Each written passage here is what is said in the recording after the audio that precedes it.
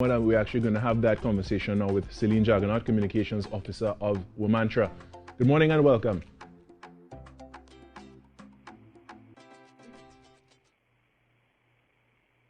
Celine Jaggernaut, good morning, welcome.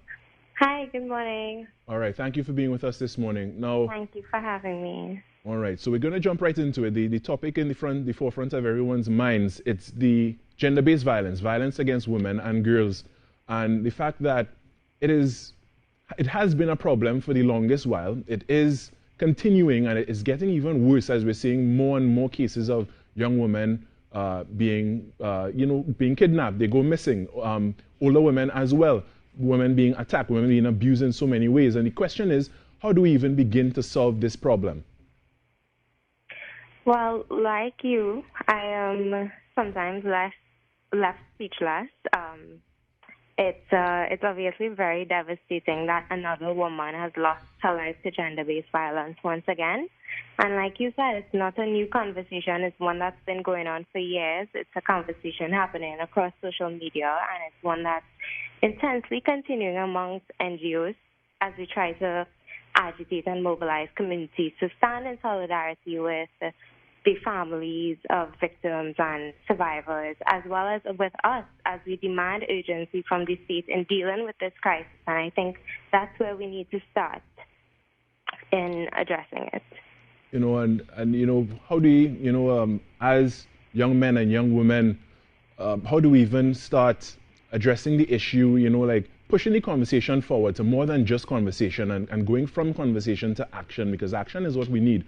Action is what is necessary to protect people from becoming future victims, to hold those who are guilty accountable, and to see that that justice is served, to see that they are, held accountable, that they pay for what they have done. And, as you yourself as a young woman, what do you want to see, us move toward? I would like for the state to improve its coordination with NGOs, as NGOs function as kind of a voice for these marginalized and oppressed and at-risk communities. So I think even though a lot of people call on NGOs at this time, they don't consider that beyond advocacy and beyond activism and community mobilization, there are elements to tackling the issue of gender-based violence that falls outside of our purview and resource bank. As a non-governmental, non-state-funded organization, we have the power to influence policy but not to implement. We have the power to agitate communities and to appeal to the state but not to allocate resources. Those are measures which fall under the portfolio of policy making and policymakers who have their direct responsibility and purview over the matter. So I think that there definitely needs to be some kind of coordination mechanism in place between the state and NGOs in order to ensure that they are hearing the specific needs of these communities. And you represent an NGO, Womantra. Yes. What is the mission of Womantra, and how can that mission help in becoming a part of the solution?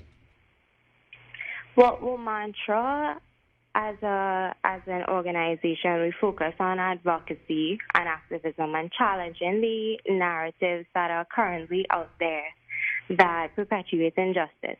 So one of the things that we do is, try to raise consciousness, mostly around gender-based issues amongst youth. So starting that conversation from a young age to influence resocialization of our youth, specifically our men. That's one of the ways that Womantra attempts to advocate.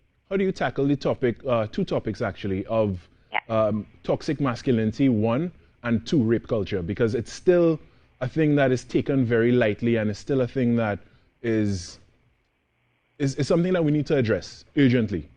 Yeah. So I think both kind of go hand in hand in the sense that Um, we need to re-envision how we teach men to treat women, because often there's a disregard for a woman's autonomy over herself and her right to move around in the public space freely and safely. So I think, like I mentioned before, I think starting a conversation from young is important. Yep, very important. And, so much needs to be done. And there's so many layers to it, as we've been saying. What is Womantra? What is Womantra's next step? Considering the topic we are facing right now, the issue, rather, we are facing right now, what is Womantra's next step to help address and bring awareness to this thing that has been going on for the longest while? Well, definitely, it's a complex situation to navigate, and we are currently in conversation with other NGOs about how to move forward. So I don't have a